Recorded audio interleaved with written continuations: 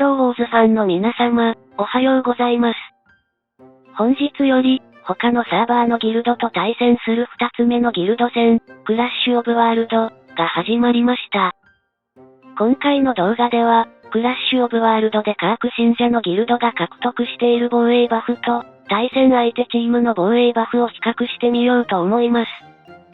今回、カーク信者がサーバー11にてギルドマスターを務めるグラビティが、クラッシュオブワールドで対戦しているのは、サーバー61のギルドになります。カーク信者はサーバー調査をする目的で、全サーバーにゲームアカウントを所持しているので、こっそりとサーバー61に潜り込んで、敵チームのギルド戦のランキングを調査してみました。そうしたら、今回の対戦相手は、サーバー61にて、ゴールドリーグで第1位にランクしているギルドということが判明したのです。あかん。カーク信者のギルドより後発サーバーといえども、どこのサーバーでもゴールドリーグ第1位のギルドは重課金者ばっかりだから、初戦のクラッシュオブワールドは、負けるんじゃね？今回はクラッシュオブワールドの記念すべき初戦なので、対戦相手の情報を少しだけお見せしようと思います。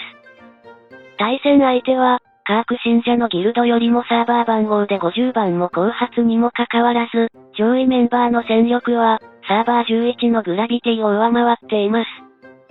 今現在、カーク信者のギルドでトッププレイヤーだったピロシキさんは、他のサーバーへ武者修行の旅に出かけているので、こちら側は、戦力がダウンしている状態なのです。さて、視聴者様の中には、サーバー番号が50番も後発のギルドが、なぜ、サーバー11のグラビティをも凌駕する戦闘力を所持しているのか、疑問に感じた人がおられるかもしれません。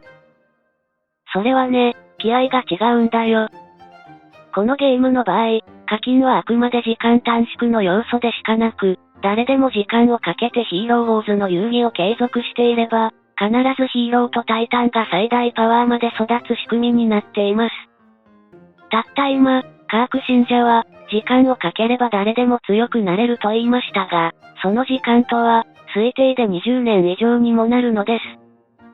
つまり、生涯を通じてこのゲームを遊戯する覚悟がある人でない限り、ある程度の課金をしないと、すべてのヒーローとタイタンを最大値まで育成することは事実上、不可能なのです。さて、話が逸れてしまったので元に戻します。先ほどもお伝えしたように、すべてのサーバーにおいて、ゴールドリーグ第1位に君臨しているギルドの特徴は、重課金プレイヤーがギルド内に大勢いる点なのです。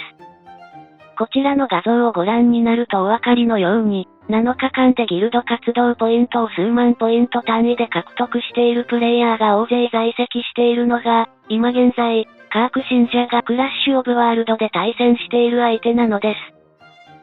す。なんていうのか、すごいなぁとしか言いようがないよ、あはは。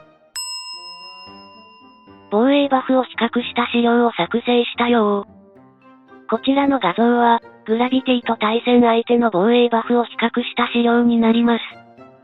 今回、カーク信者のギルドでは、防衛バフを意図的に増加させる戦略を使用せず、ギルドメイトが思いのまま編成したチーム編成を防衛拠点に配置しています。その結果、グラビティと対戦相手の防衛バフを比較しても、ほとんど同じような数値が並ぶ結果になりました。おそらく、視聴者の皆さんが遊戯しているギルドのバフをこの資料の数値と比べてみても、防衛拠点に付与された防衛バフの数値は、ほとんどに通ったものになっていると思います。まあ、来月あたりから、防衛拠点で相手を困らせるためにわざと防衛バフを多くする、いわゆる、防衛バフ戦略、で、クラッシュオブワールドを遊戯するギルドが出現してくるのではないでしょうか？至って普通のチーム編成を防衛拠点に配置した場合、この資料が示す防衛バフのパーセンテージが一般的な数値だと思います。さて、余談になりますが、本日、サーバー61のゴールドリーグのギルドと対戦したことで、クラッシュオブワールドに参加しているギルドは、シルバーリーグとゴールドリーグが入り混じっての対戦ということが判明しました。なんでそんなことがわかるの？いや、実は、グラビティは先々週からシルバーリーグに降格しているのです。だから、シルバーリーグのギルドとゴールドリーグのギルドが戦うこともあるということが分かったのです。ちなみに、クラッシュオブワールドの戦闘では、1試合でも使用したヒーローとタイタンは、それ以降の試合で使用することができませんが、ペットは何度でも使用することが可能です。ですので、後先を考えずに強いチーム編成を作成して攻撃を仕掛けていると、2戦目、3戦目の攻撃をする際、思うように勝てなくなってしまうので注意が必要です。それでは、今回も動画を最後までご視聴していただき、ありがとうございました。また次回の動画でお会いしましょう。